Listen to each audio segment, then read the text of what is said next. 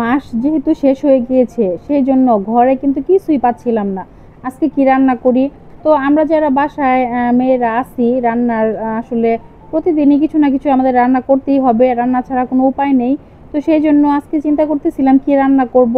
ফ্রিজে গিয়ে দেখি কিছুই নেই, শুধুমাত্র গুঁড়া মাছ আছে। আর গুঁড়া মাছ প্রতিদিন আসলে খেতে ভালো লাগে না, যার কারণে আজকে কি রান্না করব সেটা নিয়ে বেশ চিন্তিত ছিলাম।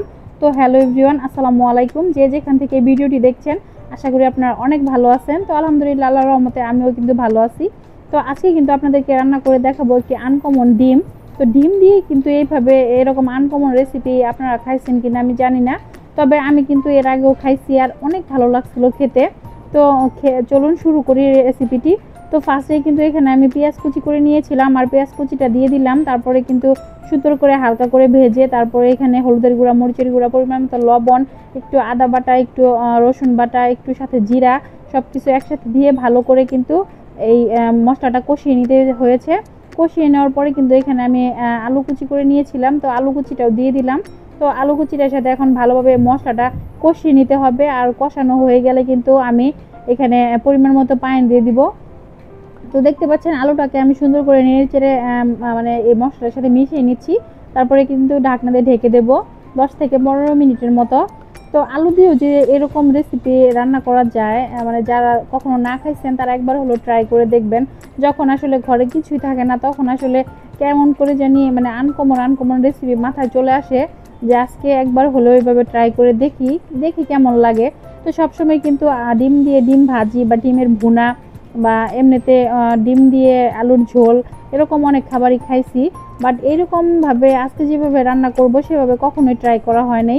এর আগে একবার আমি ট্রাই করছিলাম, সেটা নিজে রান্না করে না, সেটা আমার মামি আমাকে রান্না করে খাওয়াইছিল। তো তার কাছ থেকে আসলে এই রেসিপিটা আমি শিখেছিলাম আর খেতে কিন্তু দুর্দান্ত হয়েছিল। তো সেজন্যই কিন্তু আজকে এই রেসিপিটি আমি ট্রাই করতে যাচ্ছি। তো আমার কাছে কিন্তু এই রেসিপিটা অনেক অনেক ভালো লাগছিল।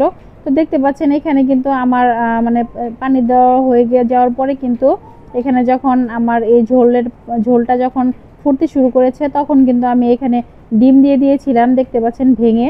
তো এই ডিম যখন ভেঙে দিয়েছিলাম তখন আসলে আমার ভিডিও করার একদমই খেয়াল ছিল না, যার কারণে কিন্তু এটা স্কিপ করে ফেলেছি। তো এখানে দেখতে পাচ্ছেন ডিমগুলোকে সুন্দরভাবে কিন্তু ভেঙে ভেঙে আমি উপর দিয়ে দিয়ে দিয়েছিলাম। তো এখানে কিন্তু আস্ত আস্ত ছিল আর কি কুসুমটা। তো চারদিকে কিন্তু সুন্দরভাবে দিয়েছিলাম 4টা ডিম। আর এটা কিন্তু ভালোভাবে বেশি করে নাড়াচাড়া করা যাবে না, তাহলে কিন্তু একদম ভেঙে যাবে।